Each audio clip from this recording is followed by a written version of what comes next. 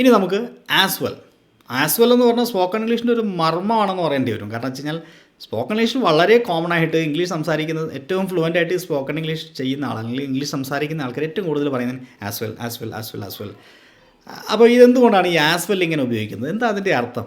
As well ശ്രദ്ധിക്കുക.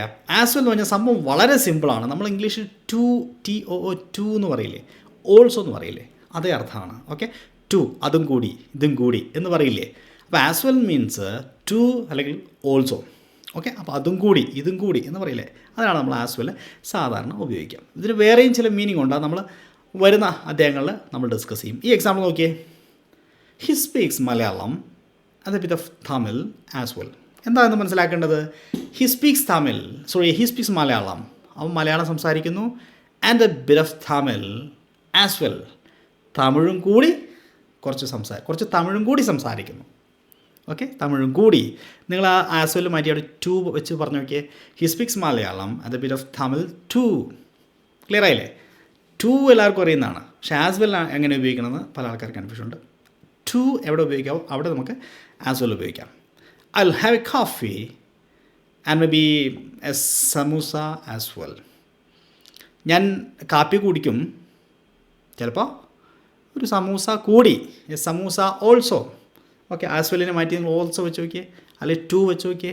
I will have a coffee and maybe a samosa too and maybe a samosa also. മനസ്സിലായില്ലേ? അതാണ് a samosa as well.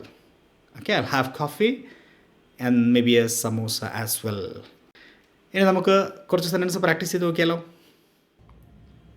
As well.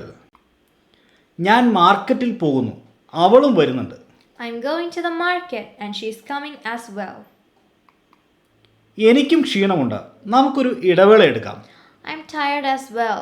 Let's take a break. നീ ഒരു ജാക്കറ്റും കൂടി കൊണ്ടുവരണം, തണുപ്പ് കൂടിയേക്കാം. You should bring a jacket as well. It might get cold. എനിക്ക് പച്ചക്കറികളും കുറച്ച് പഴങ്ങളും കൂടി വാങ്ങണം. I need to buy vegetables and some fruits as well. രാത്രി ഞങ്ങളൊരു സിനിമ പ്ലാൻ ചെയ്യുന്നു, നിങ്ങൾക്കും കൂടി ചേരാം. We're planning a movie night. You can join as well.